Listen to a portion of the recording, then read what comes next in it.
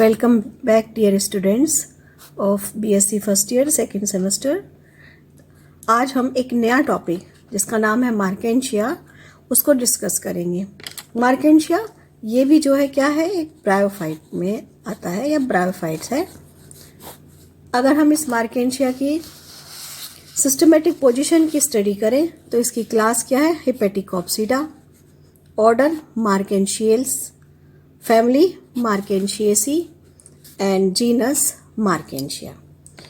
तो हिपेटिकोप्सिडा जैसे रिक्सिया का एक इससे पहले ब्रायोफाइट का हमने स्टडी किया था, तो जो पोजीशन जो क्लास रिक्सिया की थी वही सेम पोजीशन और सेम क्लास जो है मार्केंशिया की भी है। तो इस कारण हमें रिक्सिया और मार्केंशिया दोनों प्लांट्स में कुछ बहुत हद तक सिमिलरिटीज मिलेंगी।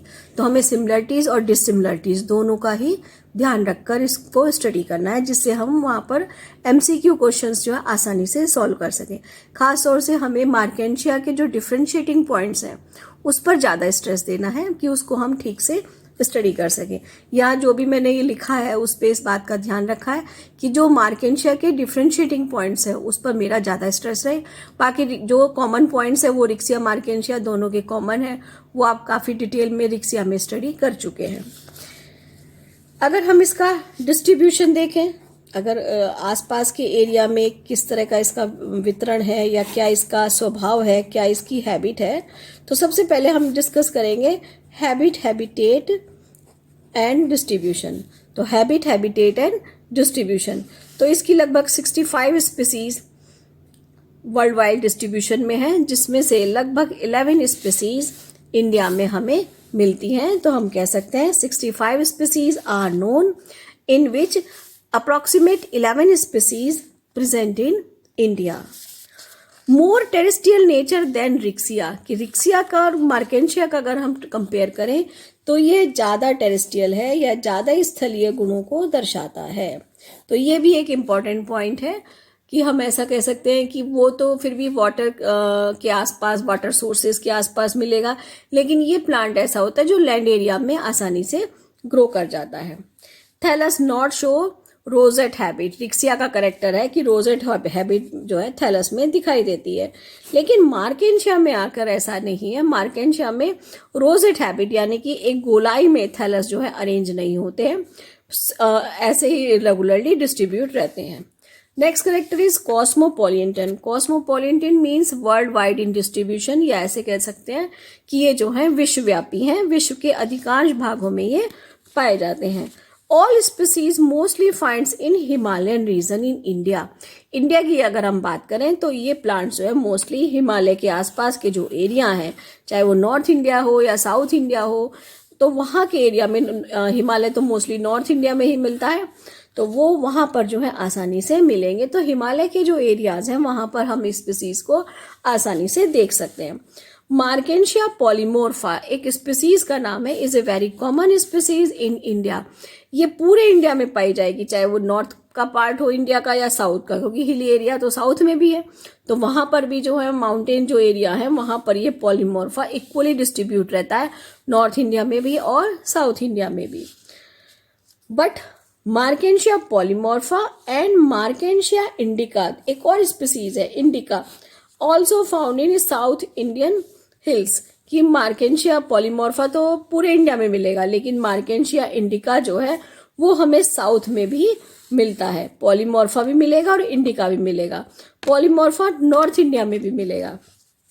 Best grown in burn soil, की ऐसी जगह जहां पर जंगलों में आग लग गई हो वहां की मिट्टी में ये आसानी से उग जाता है। आफ्टर फॉरेस्ट फायर, कि पहाड़ों पर उसमें जो है गर्मियों में आग लगना, वहाँ पर एक नॉर्मल प्रोसेस है, वहाँ पर अक्सर आग लगती रहती है। तो उस आग लगने के बाद जो उसकी ऐश होती है, जो बर्न एरिया होता है, वहाँ पर नाइट्राइट कंटेंट बढ़ जाता है या उस एरिया में सॉइल का नाइट्रिफिकेशन अधिक हो जाता है। तो इस नाइट्रिफिकेशन की अधिकता के कारण ये मार्केंशिया आसानी से ग्रो कर जाते हैं। अगर हम इसकी प्लांट बॉडी की बात करें तो प्लांट बॉडी कैसी है, थैलॉइड है, थैलस के रूप में मिलती है। थैलस के मीनिंग क्या है कि ना तो इसमें रूट है, ना स्टेम है, ना लीफ है। तो ऐसा प्लांट जिसमें रूट, स्टेम, लीफ, पहले भी बताया है, तीनों नहीं पाए जाते, ऐसे प्लांट्स को हम क्या कहते हैं, थैलॉइड। या प्लांट बॉडी थैलॉइड है या प्लांट बॉडी थैलस के रूप में है। Thallus is gametophytic in nature, जैसे रिक्सिया था वैसे ही मार्केंशिया भी है कि इसका थैलस भी, जो मेन थैलस है, जो मेन प्लांट है, वो कैसा है, गैमेटोफाइट नेचर का है। तो अल्टरनेशन ऑफ जनरेशन इसमें भी रिक्सिया की तरह पाया जाता है। कहने का मतलब यह है कि इसमें भी जो है गैमेटोफाइट स्टेज, उसके बाद स्पोरोफाइट स्टेज आएगी। तो थैलस का अगर हम ये देखें तो मेन जो थैलस है या मेन प्लांट जो है वो हमें गैमेटोफिटिक स्टेज में ही दिखाई देता है। इसका कारण क्या है, अगर हम ये भी कह सकते हैं कि इसमें क्या सभी ब्रायोफाइट्स में जो गैमेटोफिटिक स्टेज है वो प्रोमिनेंट है। प्रोमिनेंट का मतलब उस स्टेज की प्रधानता है। सपोज अगर कोई थैलस 24 आवर्स में अपनी लाइफ साइकिल पूरी कर रहा है तो 8 या 9 घंटे वो गैमेटोफिटिक स्टेज में हमें दिखाई दे रहा है। तो इससे हमें लगता है, तब हम ये मानते हैं कि ये जो है स्टेज, गैमेटोफिटिक स्टेज जो है इसमें प्रोमिनेंट रूप में है, और तभी हम कहते हैं कि पर्टिकुलर प्लांट जो है गैमेटोफाइट स्टेज में है। लेकिन जब फर्टिलाइजेशन हो जाता है, जब इसके मेल और फीमेल गैमीट आपस में फ्यूजन कर जाते हैं, तब क्या होता है, तब इसमें स्पोरोफिटिक स्टेज शुरू हो जाती है। ये सभी ब्रायोफाइट्स में, चाहे रिक्सिया की बात करें, चाहे मार्केंशिया की करें या किसी और की करें। तो इस तरह से अल्टरनेशन ऑफ जनरेशन मिलता है, और इसमें जब फर्टिलाइजेशन हो जाएगा, जाइगोट बन जाएगा, वो भी डिप्लॉयड नेचर का है, 2n है। उससे जो स्ट्रक्चर बनेगा स्पोरोफाइट, या जाइगोट से जो डेवलप हुआ वो अब क्या कहलाएगा, स्पोरोफाइट कहलाएगा।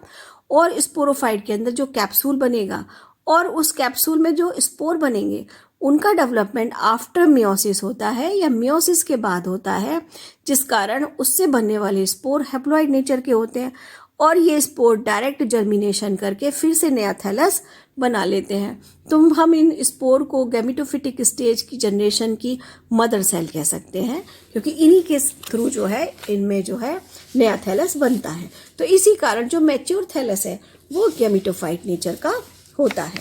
अब गैमेटोफाइट नेचर का जो मैच्योर थैलस है या मेन प्लांट है वो कैसा है, plant body not differentiated into root stem leaf like Riccia. Riccia में भी हमने देखा था कि plant body root stem leaf में जो है डिवाइड नहीं है, यानी कि उसमें रूट स्टेम लीफ अब्सेंट है। Next, plant body is flat. Riccia की तरह यहाँ भी प्लांट बॉडी फ्लैट है, रिक्सिया की तरह यहाँ भी डॉर्सी वेंट्रल है, क्योंकि पहले भी बताया जो फ्लैट स्ट्रक्चर होते हैं उसकी 2 सरफेस होती है, एक डॉर्सल और दूसरी वेंट्रल। तो दोनों सरफेस इसमें यहाँ पर मौजूद है। और थैलस क्या है, प्रोस्टेट है, जमीन पर ऐसे ही हॉरिजॉन्टल पड़ा रहता है। लोब्ड अपेक्स, थैलस के अपेक्स पर या शीर्ष पर जो है लोब पाए जाते हैं। देखिएगा यहाँ ये स्ट्रक्चर मैंने बनाया है, ये इसका मार्केंशिया थैलस है। तो थैलस की जो अपर पार्ट है इसको हम क्या कहेंगे, लोब कहते हैं। ये जो दिख रहा है एरिया, और इस पर जो नोच लाइक स्ट्रक्चर ये वाला जो बन गया, इसी को हम क्या कहते हैं, एपिकल नोच। और इसी के अंदर हमें क्या मिलेंगे, ग्रोइंग पॉइंट्स मिलते हैं, जहां से थैलस ग्रोथ करता है। तो ये सारे कैरेक्टर जो है हमें इसमें दिखाई देंगे। और थैलस कैसा है, ग्रीन है, ग्रीन कलर का है, डाइकोटोमसली ब्रांचिंग है, डाइकोटोमसली ब्रांच है। रिक्सिया में ये सब चीजें मैंने डिटेल में बताई है कि डाइकोटोमसली ब्रांचिंग का मतलब क्या होता है।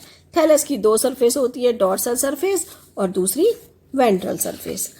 अब डॉर्सल सरफेस की बात करें तो डॉर्सल सरफेस कैसी है, स्मूथ है। ये देखिएगा यहाँ पर डॉर्सल सरफेस कैसी है, स्मूथ है। लेकिन इसमें कुछ एक स्पेशलिटी यहाँ पर मैं बना रही हूँ, वो इसमें दिखाई दे रही है।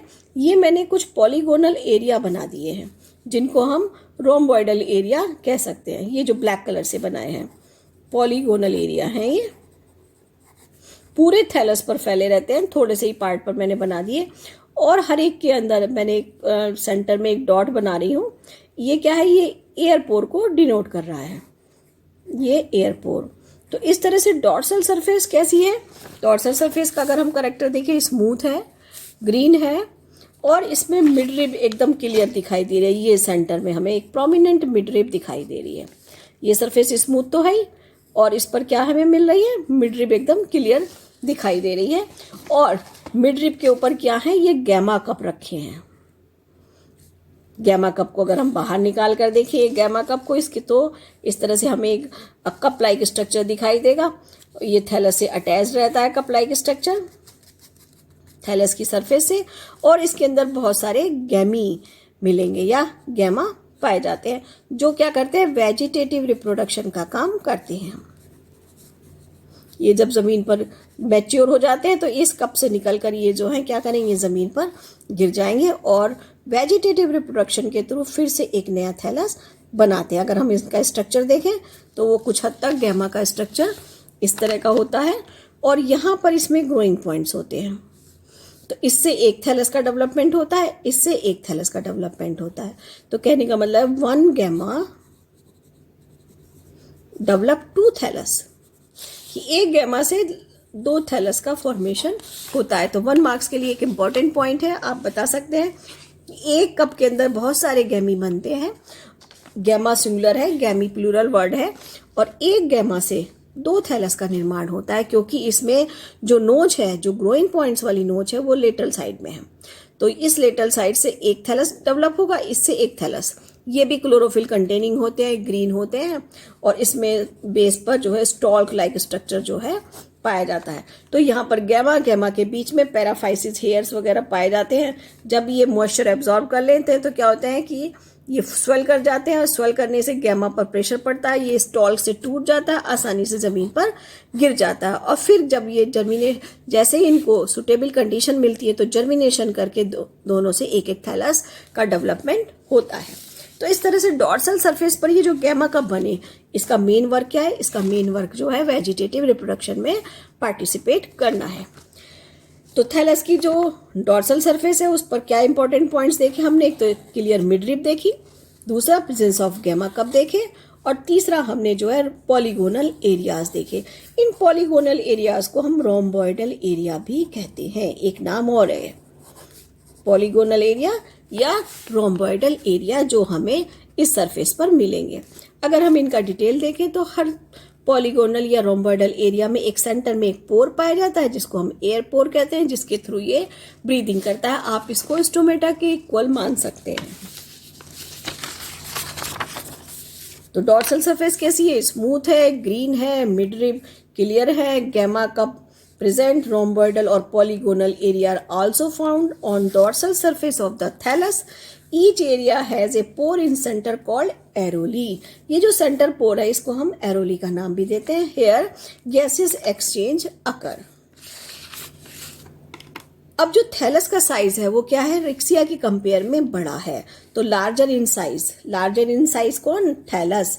कि थैलस का साइज रिक्सिया के कंपेयर में अधिक बड़ा है। No dorsal median furrow. तो dorsal median furrow is the characteristic of Riccia. तो वहां पर क्या है? डॉर्सल मीडियन फरो नहीं पाई जाती डॉर्सल सरफेस पर, बल्कि उसके स्थान पर क्या हो गया है? एक स्पष्ट मिडरिब जो है इसमें क्लियर करके दिखाई देती है। एपिकल नोज रिक्सिया की तरह इसमें ही पाए जाएंगे, जिसमें ग्रोइंग पॉइंट्स रहते हैं, जो क्या करेंगे? वो जो है ग्रोथ का काम करते हैं। तो इसलिए हम ऐसे कह सकते हैं कि इसमें भी जो है एपिकल ग्रोथ पाई जाती है। तो एपिकल ग्रोथ जो है इसमें पाई जाती है, ये इसका इंपॉर्टेंट कैरेक्टर है। Projection of the thallus called lobe. Lobe किसको कहते हैं? रिक्सिया में जैसे बताया था सेम वही कंडीशन मार्केंशिया में भी है, कि जो एक्सपेंडेड पार्ट है एपिकल सरफेस, एपिकल नोच की तरफ पाया जाने वाला, उसी को हम क्या कहते हैं? लोब का नाम दे देते हैं। फिंगर लाइक होते हैं, ब्रांचेस होती हैं उसकी। Then ventral surface of the thallus. अब हम थैलस की वेंट्रल सरफेस की बात करते हैं। तो वेंट्रल सरफेस पर क्या मिलेंगे? जैसे रिक्सिया में देखा था कि ये तो डॉर्सल सरफेस और ये थैलस की वेंट्रल सरफेस। थैलस सबस्ट्रेटम्स पर जमीन पर ऐसा पड़ा रहता है। तो इस डॉर्सल सरफेस पर हमें क्या मिलेगा? मिडरिब मिलेगी। पॉलीगोनल एरिया हमने इसमें देख लिए, और क्या देख लिया? Polygonal rhomboidal area. और अगर हम इसको मान के चलें कि ये जो है इसमें मिडरिब है, तो यहाँ पर हमने क्या देखे थे? यहाँ पर हमें गैमा कप थैलस के ऊपर देखे थे। अब हम इसको पलट देते हैं, तो ये जो है वो सरफेस है जो जमीन से जुड़ी हुई है।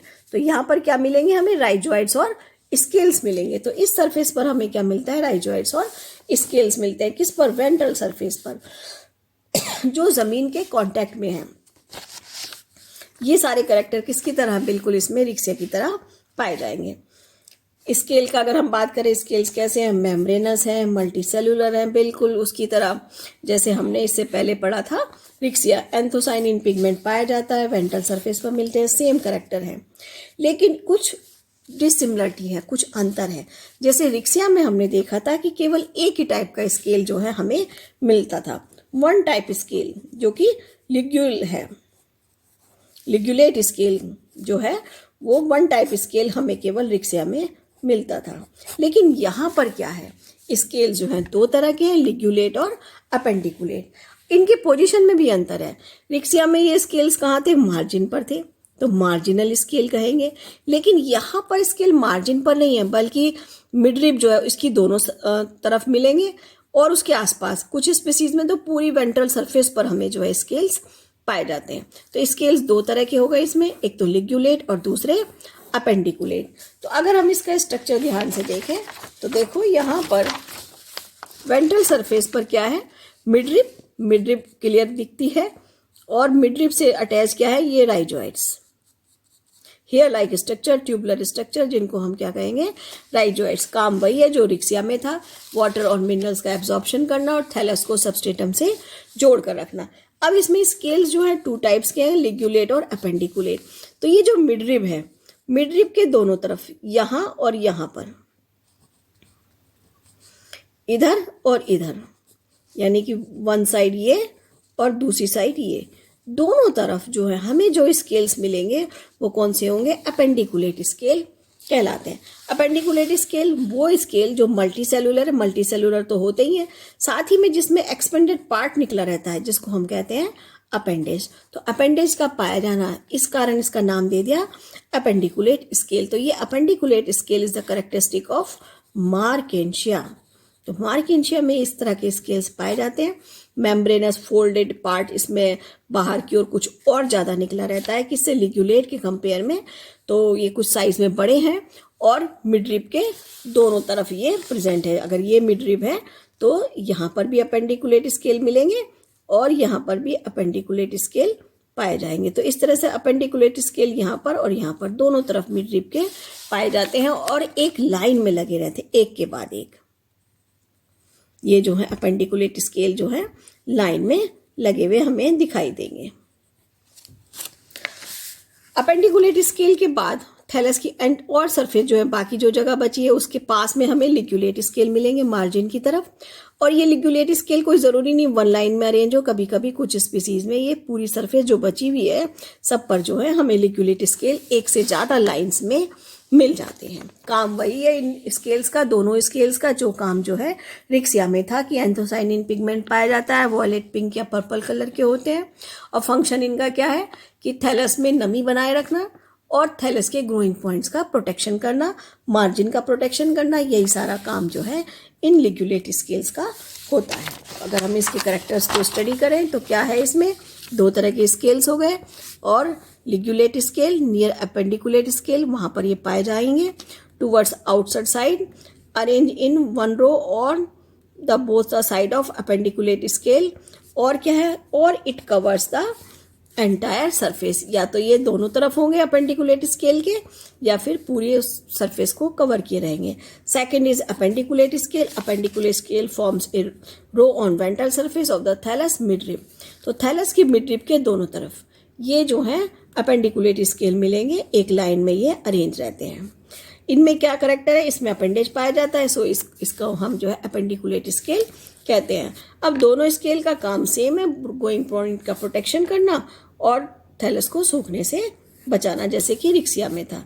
एंथोसाइनिन पिगमेंट्स पाए जाते हैं। और एक और इम्पॉर्टेंट कैरेक्टर जिसको हम राइजोइड्स मानते हैं, तो राइजोइड्स जो है सेम बिल्कुल जो है रिक्सिया और मार्केंशिया के सेम है, दोनों तरह के राइजोइड्स। रिक्सिया में भी हमने देखे थे कौन कौन से, स्मूथ वॉल राइजोइड, और दूसरे राइजोइड जो थे कौन से थे, ट्यूबरकुलेट राइजोइड। तो स्मूथ वॉल राइजोइड और ट्यूबरकुलेट राइजोइड दोनों तरह के राइजोइड जो है इस रिक्सिया में भी मिले थे और हमें मार्केंशिया में भी मिलते हैं। तो यहाँ पर राइजोइड्स में, दोनों के राइजोइड्स में कोई डिफरेंस नहीं है, दोनों के राइजोइड सेम है, सेम ही फंक्शन है कि थैलस को सबस्ट्रेटम से जोड़ कर रखना और वाटर और मिनरल्स का एब्जॉर्प्शन करना। तो इस तरह से ये जो है आज के इसमें क्लास में जो है हमने मार्केंशिया की मॉर्फोलॉजी कंप्लीट कर ली है। मॉर्फोलॉजी मीन्स कि थैलस कैसा दिखता है, कैसा स्ट्रक्चर है उसका, ये सारे के सारे पॉइंट्स जो है मॉर्फोलॉजिकल पॉइंट्स कहलाते हैं, क्योंकि अभी हमने सेक्शन नहीं काटा। थैलस के आउटर व्यू में हमें क्या क्या दिखाई दे रहा है उसको ही हमने डिस्कस किया है। तो इससे जुड़े हुए कोई अगर क्वेश्चंस हैं, कुछ अगर आपको कोई समझ में नहीं आ रहा है तो आप मुझे मेरे कमेंट सेक्शन में कमेंट कर सकते हैं। इस वीडियो को लाइक कीजिए, सब्सक्राइब करिए, जिससे ज़्यादा से ज़्यादा स्टूडेंट्स जो है इसका बेनिफिट ले सकें। Thank you.